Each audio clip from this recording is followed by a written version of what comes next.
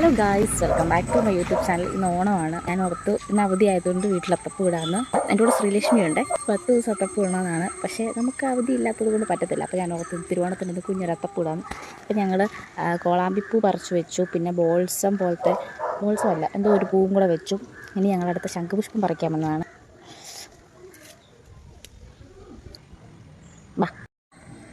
ഈ പൂവിൻ്റെ പേരെന്താണ് ഗൈസ്? എനിക്കറിഞ്ഞൂടാ. 2 കൈ നീട്ടിക്ക് അവിടെ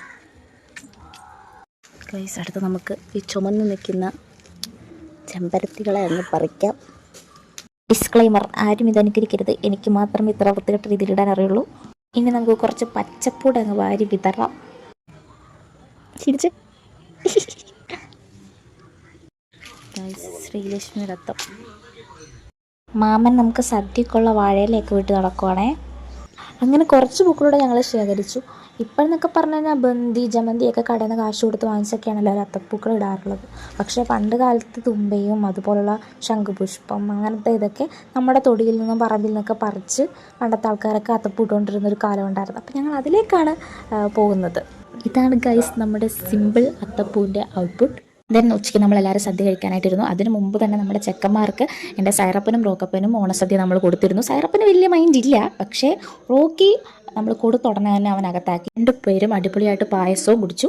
പിന്നെ ഞങ്ങളും കഴിക്കായിരുന്നു. ഇക്കൊല്ലം ഓണത്തിന് നമ്മുടെ കൂടെ എൻ്റെ അമ്മൂമ്മയും മാമനും ഉണ്ടായിരുന്നു. അങ്ങനെ ഞാനും അമ്മൂമ്മയും മാമനും അച്ഛനും അമ്മയും കൂടെ ഞങ്ങളുടെ ഓണസദ്യയൊക്കെ അടിപൊളിയായിട്ട് കഴിച്ചു. ഞാൻ ഊണൊക്കെ കഴിഞ്ഞ് ഒരു ഉറക്കമൊക്കെ കഴിഞ്ഞ് വന്നപ്പോഴത്തേന് നമ്മുടെ വീടിൻ്റെ ഫ്രണ്ടിൽ ചേട്ടനാണത്. ചേട്ടനും ചേട്ടൻ്റെ കുഞ്ഞുമാണ്. 2 പേരും തകർത്ത് ഡാൻസ് കളിക്കുന്നുണ്ട്.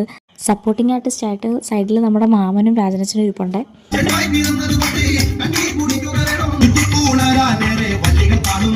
പിന്നെ വൈകുന്നേരം ആയപ്പോഴത്തേനും ഞാനും ലക്ഷ്മിയുടെ അവധിയും കൂടെ സെറ്റിൻ്റെ പാവാടയൊക്കെ ഇട്ട് കുറച്ച് ഫോട്ടോസൊക്കെ എടുക്കാനായിട്ട് പോയി. സദ്യ കഴിച്ചിട്ട് അതൊന്നും ലക്ഷ്മിക്ക് ഭയങ്കര ക്ഷീണം ഉണ്ടായിരുന്നു. പിന്നെ വൈകിട്ട് തന്നെ ചന്ദന സന്ധ്യമേൽ ആലോചന വന്നിട്ടുണ്ടായിരുന്നു. അവർ പെട്ടെന്ന് തന്നെ അങ്ങ് പോയെ. അങ്ങനെ രാത്രിയായപ്പോൾ നമ്മളിവിടെ ഓണപരിപാടി നടക്കുന്നുണ്ടായിരുന്നു. അതിൻ്റെ ഭാഗമായിട്ട് കൈകൊട്ടിക്കളി, തിരുവാതിര ഒക്കെ ഉണ്ടായിരുന്നു. അപ്പോൾ അതൊക്കെ കാണാൻ പോയി. നാടൻപാട്ടും ഉണ്ടായിരുന്നു.